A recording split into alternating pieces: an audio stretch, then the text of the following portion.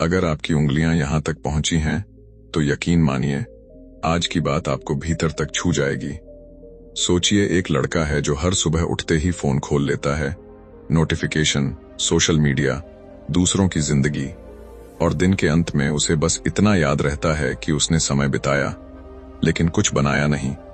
दिमाग में शोर, दिल में खालीपन, और रात को वही सवाल, मैं इतना थका हुआ क्यों हूं जबकि किया कुछ भी नहीं। एक दिन वह अपनी ही खामोशी में बैठ जाता है और खुद से पूछता है, मैं कर क्या रहा हूं और क्यों। यहीं से उसकी असली यात्रा शुरू होती है, द आर्ट ऑफ फोकस। उसे समझ आता है कि पहला कदम अवेयरनेस है, यानी अपने आप को सच में देखना। जब आप नोटिस करते हैं कि आप हर बेचैनी से बचने के लिए फोन या स्क्रोलिंग में भाग रहे हैं, तब एहसास होता है कि असली कमी बाहर नहीं, आपके अंदर के खालीपन में है। अवेयरनेस सिखाती है कि फोकस कोई बाहरी चीज नहीं, बल्कि भीतर की साफ नजर है।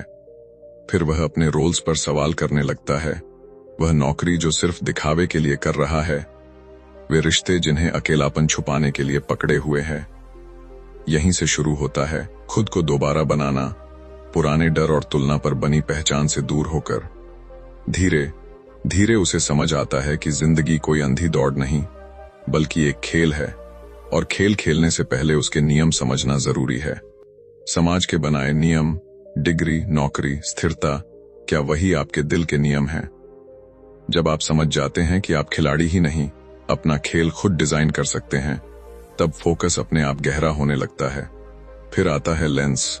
दुनिया वैसी नहीं जैसी दिखती है, दुनिया वैसी है जैसी आपकी नजर उसे बनाती है।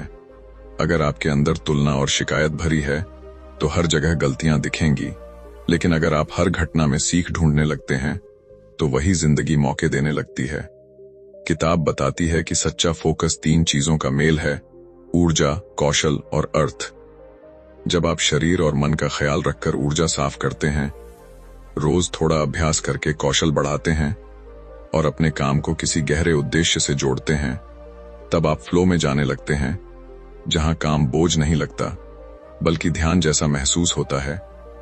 असली बदलाव तब आता है जब आप अपने भीतर के केओस से भागना छोड़ देते हैं और उसी को सीखने, बनाने और आगे बढ़ने में इस्तेमाल करते हैं। यही द आर्ट ऑफ फोकस की सीख है।